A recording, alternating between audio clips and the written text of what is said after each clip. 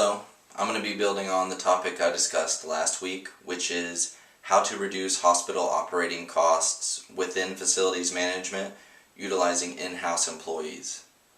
So data shows that U.S. healthcare costs have gone from $2 trillion in 2006 to $3 trillion in 2014.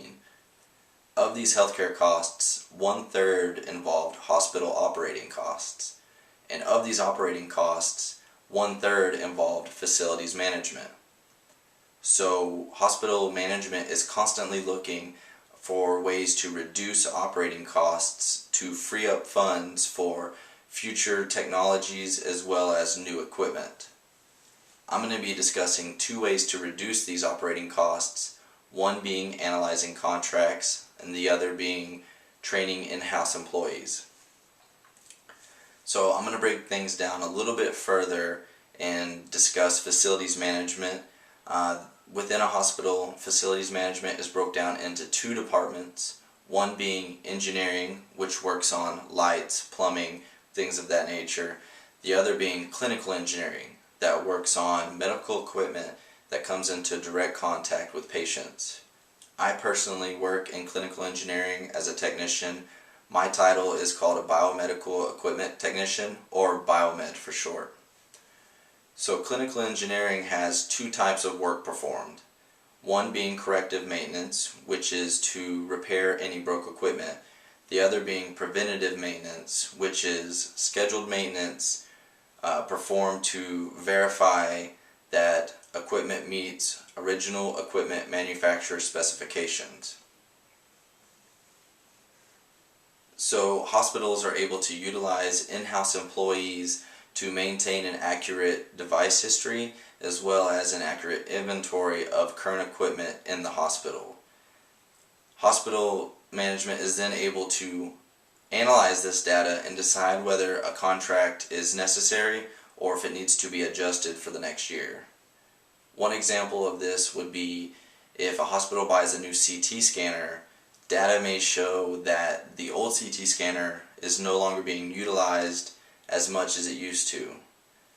Hospital management can then justify adjusting the current contract or even eliminating the current contract for the next year, thus freeing up operating funds for the next year. Another way to reduce hospital operating costs is to train hospital employees. Hospitals are able to do this by paying for an employee to attend a specialized training for a specific piece of equipment.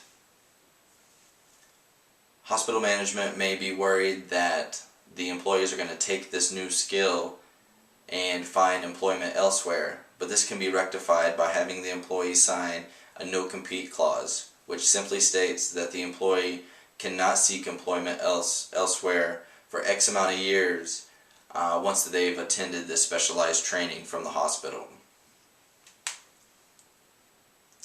I'm going to be speaking from personal experience and discuss in the hospital they have ophthalmic lasers, and for this specific laser training is $5,000.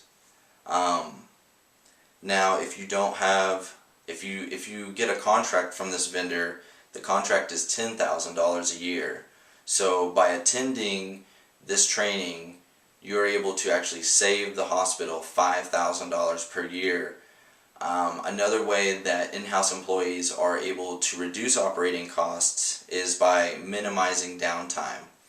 Downtime is simply stating that for X amount of hours or days that the equipment is not being utilized, it is losing revenue for the hospital, or it has a loss of revenue for the hospital.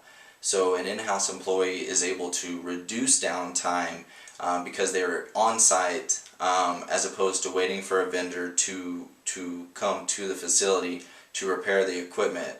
So by reducing downtime, a in-house hospital employee is able to reduce operating costs via that measure. So these have been two ways that hospitals can reduce their operating costs within facilities management utilizing in-house employees. Thank you.